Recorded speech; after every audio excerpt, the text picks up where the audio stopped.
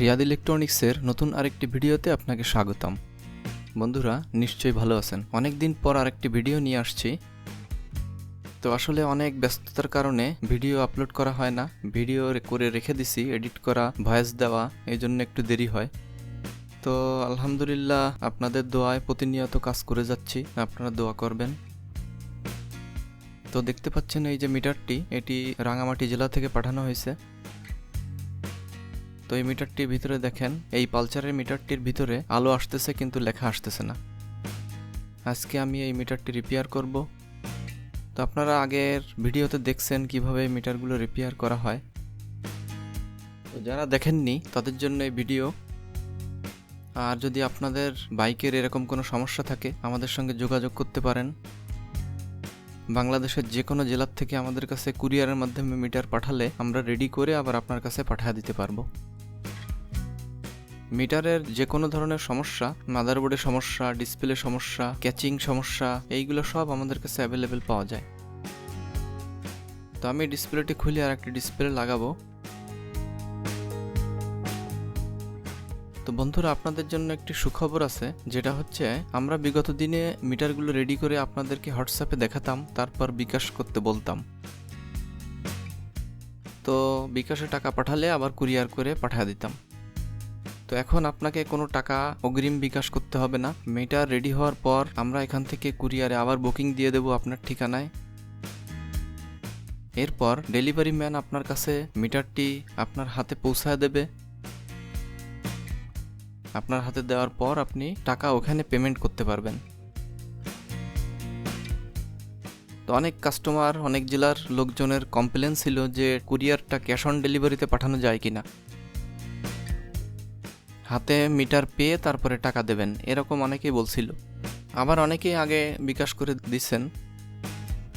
তো তাদের দিক থেকে চিন্তা করে আপনাদেরকে এখন ক্যাশ অন ডেলিভারিতে মিটারগুলো ডেলিভারি দিতে পারবো। তবে সেক্ষেত্রে আপনাদের ওইখানে যে স্টেট ফাস্ট কুরিয়ার থাকে, এই স্টেট ফাস্টে আমরা এভাবে দিতে পারবো। যদি অন্য কোনো কুরিয়ার হয় সেক্ষেত্রে কিন্তু ক্যাশ অন ডেলিভারিতে দেওয়া সম্ভব হবে না।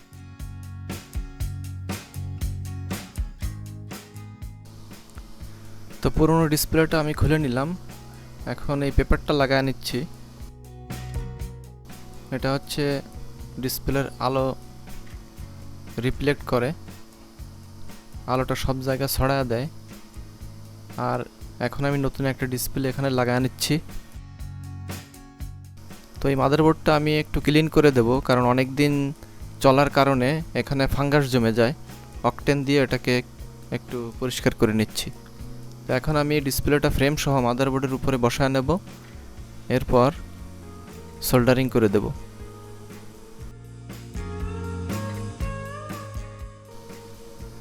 তো আমি এখন সোল্ডারিং করে নিচ্ছি। এরপর এটাকে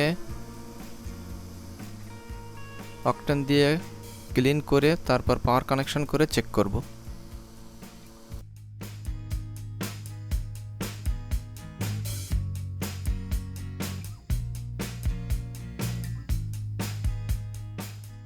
তো আমি কথায় কথায় মিটারটি রেডি করে ফেললাম। তো কিভাবে আমরা মোটরসাইকেলের ডিজিটাল মিটারগুলো রিপেয়ার করি সেগুলা দেখতে থাকুন। তো দেখতে পাচ্ছেন মিটারটি রেডি হয়ে গেল।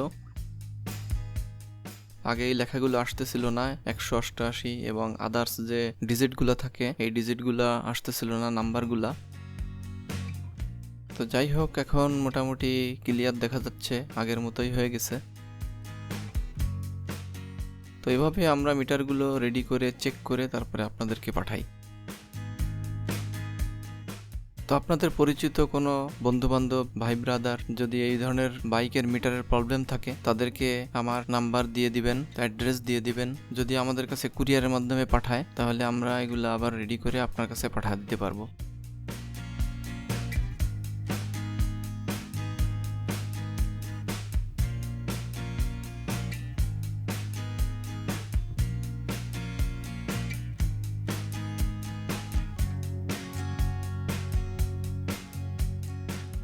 তো আমি এখন টপ কেসিং লাগায় নিচ্ছি। এখন এটা স্ক্রুগুলো লাগায় নেব, এরপর এটাকে প্যাকিং করব, তারপর আবার কুরিয়ার সার্ভিসে পাঠিয়ে দেব। বন্ধুরা, আপনি যদি আমার চ্যানেল নতুন হয়ে থাকেন তাহলে চ্যানেলটি সাবস্ক্রাইব করে পাশে থাকা বেল আইকনটি অন করে রাখতে পারেন।